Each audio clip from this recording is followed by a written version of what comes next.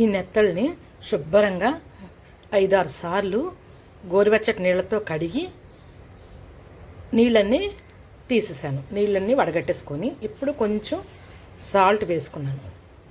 Salt వేసుకొని దాన్ని శుభ్రంగా ఇలా కలుపుకోవాలి. సాల్ట్ మొత్తం నెత్తళ్ళన్నిటికీ కలిసేలా కలుపుకోవాలి. ఎండు చేపలు వేటికైనా ఉప్పు ఉంటుంది, కానీ నత్తళ్ళలో మాత్రం ఉప్పు లేకుండా ఉంటుందన్నమాట. అందుకని కొంచెం వేపుకునే ముందు కొంచెం ఉప్పు కలుపుకొని ఒక 10 నిమిషాలు ఉంచుకుంటే ఆ ఉప్పు ఆ నెత్తళ్ళకి పడుతుంది. ఇప్పుడు కళాయిలో కొద్దిగా నూనె పోసుకుందాం. ఇప్పుడు ఈ ఉప్పు కలుపుకున్న ఎండి నెత్తళ్ళని ఈ కళాయిలో వేద్దాం.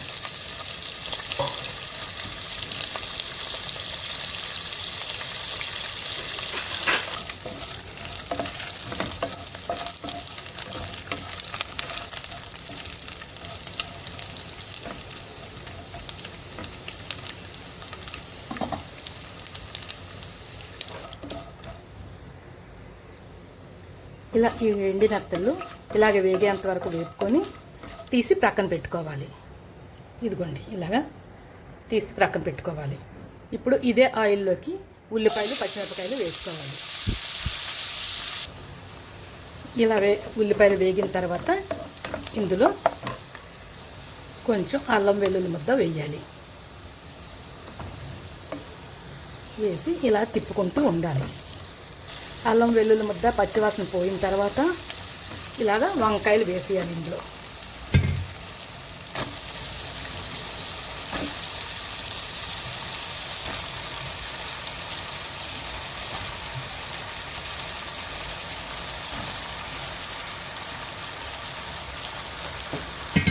ఇలా వంకాయలు వేసేసుకొని ఒకసారి తిప్పుకొని ఉప్పు వేసి, ఇందాక నెత్తళ్ళలో కూడా ఉప్పు వేసాం, అది గుర్తుంచుకోండి. ఒక్కసారి తిప్పి మూత పెట్టుకో.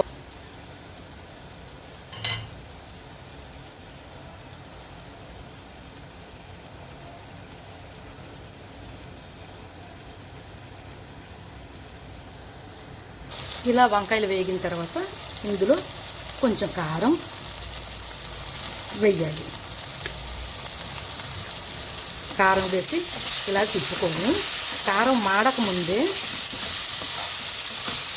టమాటా ప్యూరీ వేసేసుకోవాలి.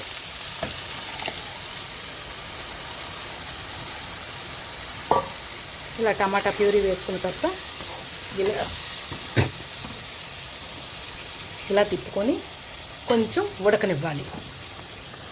ఇలా ఒక ఉడుకు పట్టగానే మనం వేపి పెట్టుకున్న నెత్తళ్ళు మనకు కావాల్సినన్ని వేసేసుకోవడమే. మిగిలిన నెత్తళ్ళు ఉన్నాయి అనుకోండి, పప్పుచారు ఉంటే పప్పుచారులో నంజుకొని తినచ్చు, లేదంటే మామూలుగానే తినచ్చు. అది మీ ఇష్టం. చాలా చాలా బాగుంటాయండి ఇలా వేపిన నెత్తళ్ళు. ఇది రసంలోకైనా, సాంబార్లోకైనా, పప్పుచారులోకైనా, దేనిలోకైనా చాలా చాలా టేస్టీగా ఉంటాయి. ఒక ముద్ద అన్నం మనం ఎక్కువే తింటాము. నాకైతే నెత్తళ్ళు తక్కువ అనిపించేయండి, ఉన్నవి కూడా వేసేస్తున్నాను. చూసారా, 10 నిమిషాల్లో అయిపోయే ఎమ్మి ఎమ్మి వంకాయ ఎండి నెత్తళ్ళ కర్రీ. ఇది అన్నంతో నంచుకోవచ్చు, అన్నంతో కలిపి తినచ్చు, చపాతీల్లోకి తినచ్చు, ఏ విధంగానైనా బాగుంటుంది. చాలా టేస్టీగా ఉంటుంది. మీరు ఒక్కసారి ట్రై చేయండి. ఎలా ఉందో కామెంట్ పెట్టండి.